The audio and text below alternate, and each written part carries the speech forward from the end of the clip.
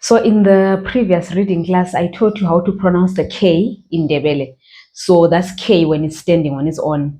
However, we can add an H after the K, and this is the sound that comes out. Ka, ke, ki, ko, ku. Here are some words that use this sound. Ikhanda, the head, okay? Ikhanda.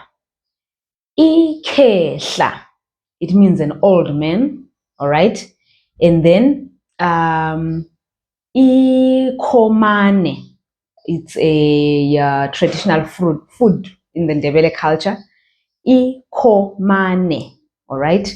You also have ubabamkhulu, grandfather, whom we normally we shortcut the word and say ukhulu, all right? Ukhulu. Great. So that's ka, ke, ki, ko, ku. And then at times you might want to add N before the K, and this is what comes out. Nka, nke, nki, nko, nku. For example, inkabi, an ox. Okay? Inkomo, a cow, any cow.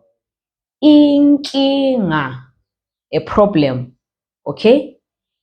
Inkulumo, talk, but it's like not the verb, but the noun.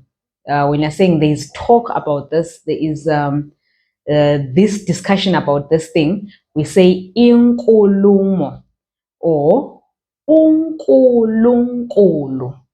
Right, that's the K. Then we've got a few words that use KL. All right, KL, this is the sound that comes out. Ka, ke, ki, klo, klu. For example, umntwana uyaklabalala. Ukuklabalala means to scream. Okay, klabalala means scream. Okay, then we have the verb ukukleza, which means to milk a cow or a goat directly into your mouth, right? Instead of milking it into a container, you can milk it directly into your mouth, and we call that process ukukleza. All right, we don't have so many words using this one, so you may not need to worry much about it.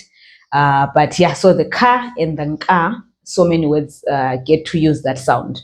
Right, so I'll see you in the next reading class. Asiqhubeke ukufunda isiNdebele.